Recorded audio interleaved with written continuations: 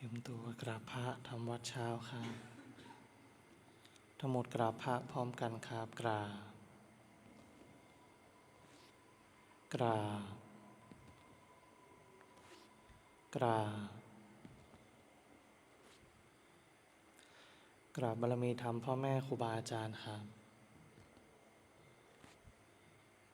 ทั้งหมดกล่าวคำบูชาพระรัตนตรัยพร้อมกันครับอิมินาสการเนะพุทธังอภิปูชยามะอิมินาสการเนะธัมมังอภิปูชยามะอิมินาสการเนะสังฆังอภิปูชยามะอะระหังสัมมาสัมพุทโธภควาพุทธังภควันตังอภิวาเทมิสวากขาโตภควตาธัมโมธัมมังนามัสสามิสุปฏิปันโนภควโตสาวกสังโฆสังฆังนามามิ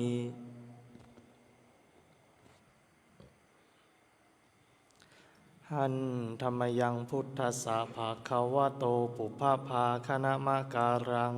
กโรมะเสนะโมตัสสะภะคะวะโตอะระหะโตสัมมาสัมพุทธัสสะนะโมตัสสะภะคะวะโตอะระหะโตสัมมาสัมพุทธัสสะนะโมตัสสะภะคะวะโต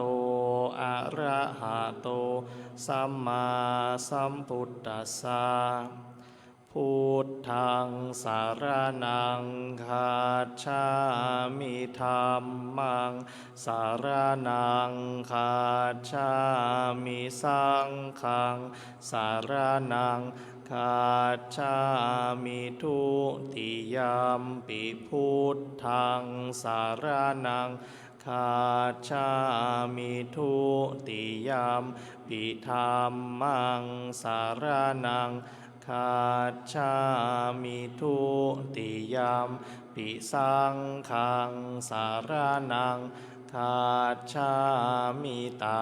ติยัมปิพุทธังสารนังคัจฉามิตาติยัมปิธัมมังสารนังคัจฉามิตาติยัมปิสังฆังสารนังคัจฉามิเปิดไปหน้าที่9อิติปิโสภควาเพราะเหตุอย่างนี้พระผู้มีพระภาคเจ้านั้นอะระหังเป็นผู้ไกลจากกิเลสสัมมาสัมพุทโธเป็นผู้ตรัสรู้ชอบโดยพระองค์เองวิชชาจารณะสัมปันโนเป็นผู้ถึงพร้อมด้วยวิชชาและจารณะสุขโตเป็นผู้ไปแล้วด้วยดีโลกวิทูเป็นผู้รู้โลกอย่างแจ่มแจ้งอนุตตโรปุริสธรรมสารถิเป็นผู้ฝึกบุรุษที่สมควรฝึกได้อย่างไม่มีใครยิ่งกว่าสัทธาเทวมนุษย์สานังเป็นครูผู้สอนของเทวดาและมนุษย์ทั้งหลายพุทโธ เป็นผู้รู้ผู้ตื่นผู้เบิกบานด้วยธรรมภควาติเป็นผู้มีความจำเริญจำแนกธรรมสั่งสอนสัตว์ดังนี้สวากขาโตภควตาธัมโมพระธรรมเป็นธรรมที่พระผู้มีพระภาคเจ้าตรัสไว้ดีแล้วสันทิฏฐิโกเป็นสิ่งที่ผู้ศึกษาและปฏิบัติพึงเห็นได้ด้วยตนเอง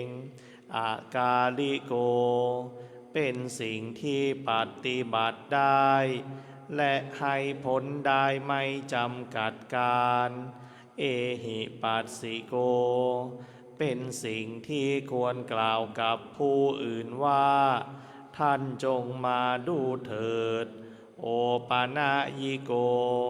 เป็นสิ่งที่ควรน้อมเข้ามาใส่ตัวปัจจตังเวทิตัพโพวินยูหิติเป็นสิ่งที่ผู้รู้พึงรู้ได้เฉพาะตนดังนี้สุปฏิปันโนภควโตสาวกสังโฆทรงสาวกของพระผู้มีพระภาคเจ้าหมู่ใดปฏิบัติดีแล้วอุชุปฏิปันโนภควโตสาวกสังโฆทรงสาวกของพระผู้มีพระภาคเจ้าหมู่ใดปฏิบัติตรงแล้วยายะปฏิปันโนภควโตสาวกสังโฆทรงสาวกของพระผู้มีพระภาคเจ้าหมู่ใดปฏิบัติเพื่อรู้ธรรมเป็นเครื่องออกจากทุกข์แล้วสามีจิปฏิปันโนภควโตสาวกสังโฆทรงสาวกของพระผู้มีพระภาคเจ้าหมู่ใดปฏิบัติสมควรแล้วยะทิทังได้แก่บุคคลเหล่านี้คือจัตตาริปุริสายุคานิอัฏฐปุริสาปุคคาลาคู่แห่งบุรุษสี่คู่นับเรียงตัวได้8บุรุษเอสะภควโตสาวกสังโฆนั่นแหละทรงสาวกของพระผู้มีพระภาคเจ้าอาหุนายโย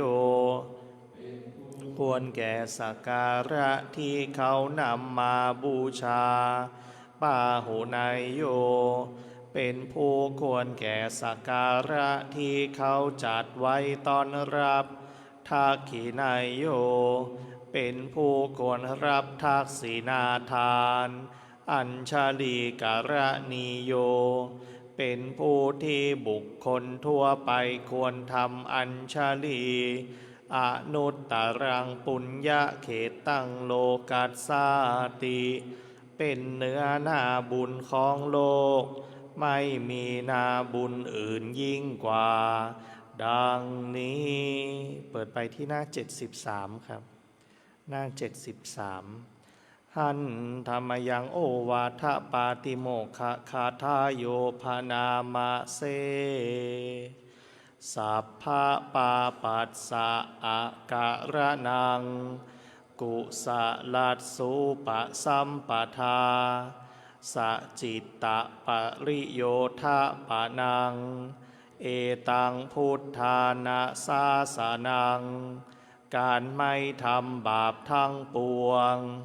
การทำกุศลให้ถึงพร้อมการชำระจิตของตนให้ขาวรอบ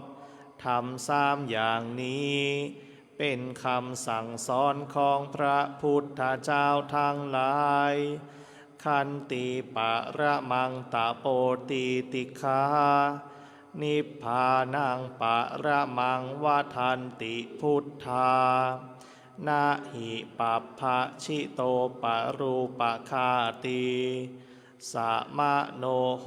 ติปะรังวิเหทยันโตขันติคือความอดกลั้น เป็นธรรมเครื่องเผากิเลสอย่างยิ่งผู้รู้ทั้งหลายกล่าวพระนิพพานว่าเป็นธรรมอันยิ่งผู้กำจัดสัตว์อื่นอยู่ไม่ชื่อว่าเป็นบรรพชิตเลยผู้ทำสัตว์อื่นให้ลำบากอยู่ไม่ชื่อว่าเป็นสมณะเลยอนุปวาโทอนุปคาโตปาติโมกเขจะสังวโรมัตตัญยุตาจะภัตตัสสมิงปันตัญจะนาสนังอธิจิตเตจะอายโยโคเอตังพุทธานาสาสนังการไม่พูดร้ายการไม่ทำร้ายการสำรวมในปาติโมกข์ความเป็นผู้รู้ประมาณในการบริโภคการนอนการนั่งในที่อันสงัดความหมั่นประกอบในการทำจิตให้ยิ่งทำ6อย่างนี้เป็นคำสั่งสอนของพระพุทธเจ้าทั้งหลายสำหรับการสวดมนต์สาธยายธรรมในช่วงเช้าไว้แต่เพียงเท่านี้ลำดับต่อไปเราจะได้เปลี่ยนอิริยาบถเป็นการเดินจงกรม